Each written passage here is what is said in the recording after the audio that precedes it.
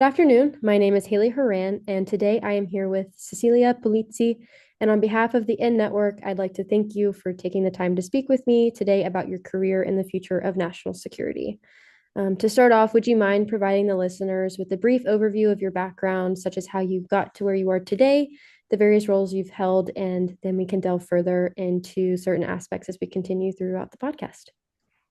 Hi, Eli. Thank you so much. It's a great pleasure to be with In Network today. My name is Cecilia Polizzi. I'm an entrepreneur and international security strategist. For over 15 years, I worked at the intersection of counter-terrorism, counter-extremism, and human rights, advising governments, multilateral organizations, and the private sectors. In addition, of course, to founding and leading my own organization. I have started focusing on child recruitment and radicalization issues at the height of the Islamic State territorial occupation across Syria and Iraq, while performing statistical analysis and estimations of the Islamic State child recruitment and radicalization rates. So I became very curious about this group's obsession with children. Why would a terrorist group invest so many resources into the mass indoctrination of minors? Why the scale? Why they were showing this to us in their propaganda campaigns? And so this truly became the fulcrum of my line of inquiry and work. I have begun with my own obsession into the rationale of terrorist actors recruiting children and also the legal aspects of children's accountability. So these have been sort of the very first two pillars that I have begun to investigate on. And then, of course, this is a much broader issue that involves social, psychological, political, and economical aspects as well. Wow. And then based on your research with that and field, maybe potential field experience, do you know how extremist organizations typically identify and target children? Like, what is the methodology behind that? Well, children by their nature already present a set of characteristics that makes them attractive targets for ideologically oriented movements because their developing cognitive capacity makes them more malleable to absorb and internalize doctrine or narratives. Also, children act with greater versatility and disregard for risks. Children also, very importantly, raise less suspicion than adult operatives. And in many countries, they also afford greater protections under the law, which, of course, renders them less visible to law enforcement. Terrorist strategy, however, is strictly context dependent and so nuanced across conflict and non-conflict zones and relies on different pressure points and means to recruit and radicalize minors. Yeah, and from your experience and things that you found, which regions are primarily associated with this? And have there been any steps as of late to, try and prevent this? I believe that there has been somewhat a tendency to always conflate child recruitment and radicalization issues with conflict and near conflict zones, particularly because we come from 2 decades of the global war on terror. And so politically and perhaps intervention level wise, this is where it all began. And these were conflict and near conflict scenarios. However, with technological development, this has broadened very well beyond traditional geographic hotspots. And now we see high radicalization rates in several countries in the West, but also in Australia, in the Philippines, and other places that are entirely led online. So. Yeah, that was going to be my next question, and I guess I can kind of segue um, into it. Just with the rise of digital platforms and online spaces, how are the recruitment tactics changing, and how are they becoming more accessible? Well, accessibility is, of course, provided perhaps inadvertently by technological innovation, right? So technological innovation has provided terrorist actors with the means to operate truly transnationally and across a plethora of online platforms or social media. So accessibility was immediately created. The way in which they operate differs by terrorist actors. So there is no homogeneity in their strategy when it comes to online or offline recruitment strategies. And it always depends also by the child itself and their particular vulnerabilities. Yeah, and that's an interesting part that you bring up as well. You know, you brought up social, psychological, structural factors that play into that role of recruiting children. You know, are there any in particular that always stand out that you could talk about for a brief moment? Well, we traditionally discuss about push and pull factors as being a set of factors that have an interplay into a child radicalization process. This can be either structural or individual, so they can take place at the individual level of the child, so his personal experiences, traumatic experiences, adverse childhood experiences as well, marginalization or lack of belonging. But they can also derive from structural factors such as a lack of access to resources or political grievances. Okay, that's really interesting. You know, I'm studying counterterrorism and homeland security at my university, and it's been really interesting to focus on that, you know, that part that you mentioned of finding a community and finding people that they need. And that was really interesting when I first joined my program because I didn't think, you know, that was the typical structure of a terrorist organization or radical groups. I just thought it was for different purposes, but it makes sense that there's that social aspect that they all crave. Um, and to go off of, you know, their recruitment tactics and their integration, how or why is child recruitment an issue that must be addressed on not only a national security but a human rights framework basis as well? Well, child recruitment and radicalization is truly an issue where national security and human rights collide. The threat of terrorism to United States global interest, but also to other countries and their partners and allies, remains present as of today. And we know that children are central to violent ecosystems. Therefore, the failure to recognize child recruitment and radicalization, its root causes, as well as the full extent of risks that it endangers, not only undermines counterterrorism and counter-extremism efforts, but also galvanizes the future involvement of these minors with these violent ecosystems. So current inaction truly allows these actors to operate unchallenged in their child strategy. Really, Um, oh, go ahead. Sorry. sorry, I was following up on the on the human rights aspects. Mhm. At the same time, of course, the children that are caught in these ecosystems experience severe violations of their right, civil and political, economic, social and cultural, as well as legal. And harms to children affected by terrorism carries severe consequences, um, including long-term physical and psychological damage, as well as fundamental and at times irreversible disruption of their personal, intellectual, and social development. We also know that association with terrorist organizations exposes children to secondary victimization by state authorities or law enforcement because national security and counterterrorism legislation tend to supersede human rights protection. That's really interesting. You know, it makes sense that they would intersect and things like that because it is such a human rights issue, but it's also a national security issue, especially involving young children, because they are vulnerable and they do have those tendencies to be very trusting and things like that. And you mentioned that they really tend to intersect, but I wanted to know, are there any disconnects between those two approaches when applying a framework or anything like that? Or are they pretty cohesive? Well, these are issues that have traditionally been considered and addressed in silos, right? When you look at counterterrorism and preventing and countering violent extremism, that is strictly a part of a national security concern. When you look at the human rights sphere or domain, this is an entirely different thing. And these two words have rarely talked very well to each other.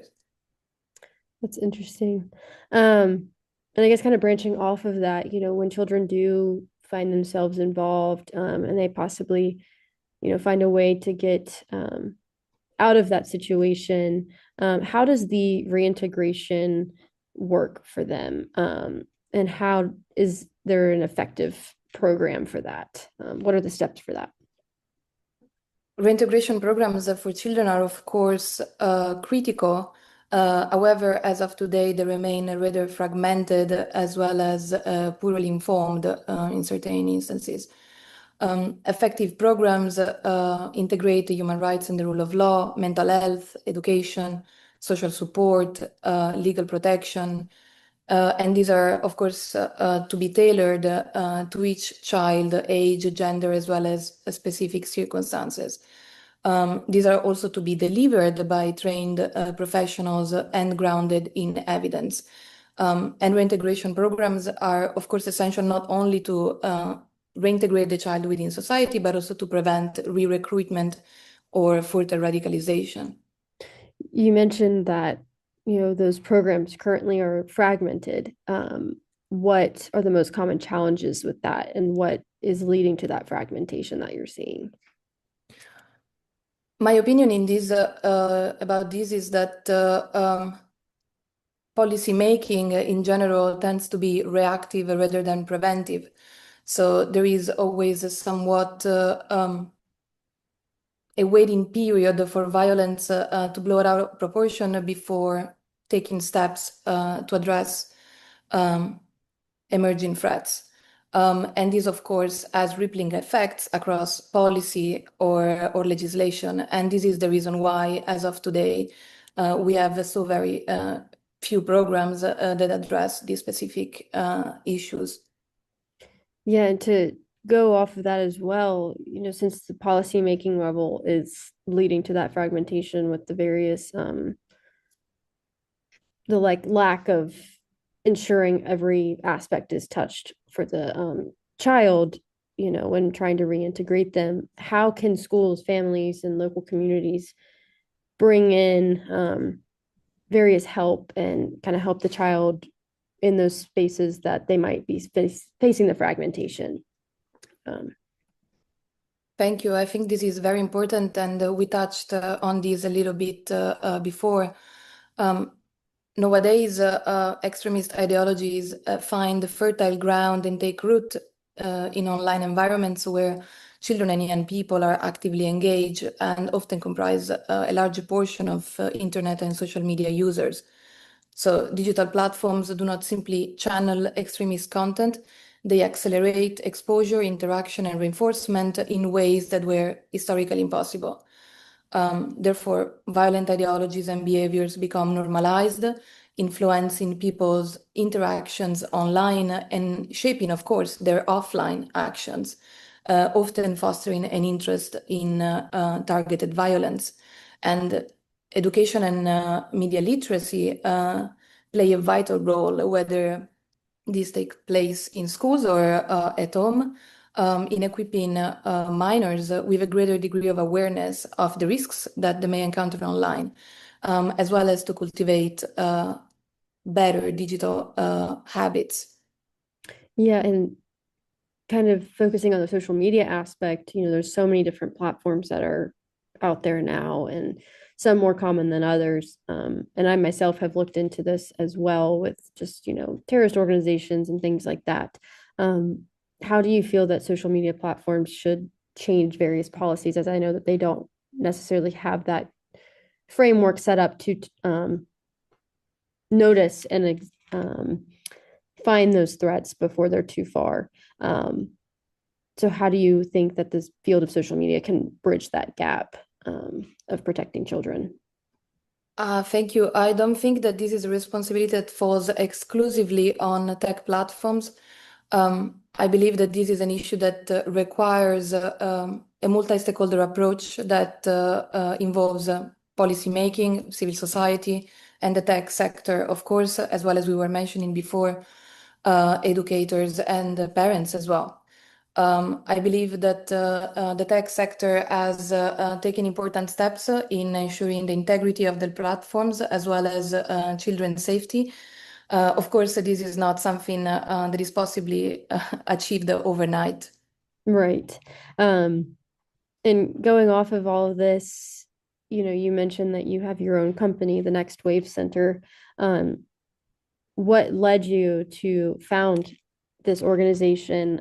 Was it the aspects regarding the gaps with policymaking, with, the technology sectors, or was it also multifaceted, and what led you to found it?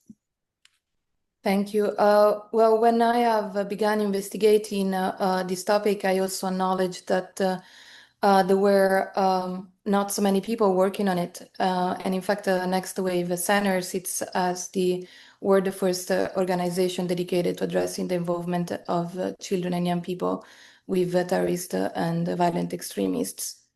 Wow, that's great that you guys are working on that because, like I mentioned before, I never even knew that children were an aspect of these organizations. So I think it's great that you guys are taking that approach and that initiative to focus on that and bring forward the issues that are arising, especially as technology becomes more integrated.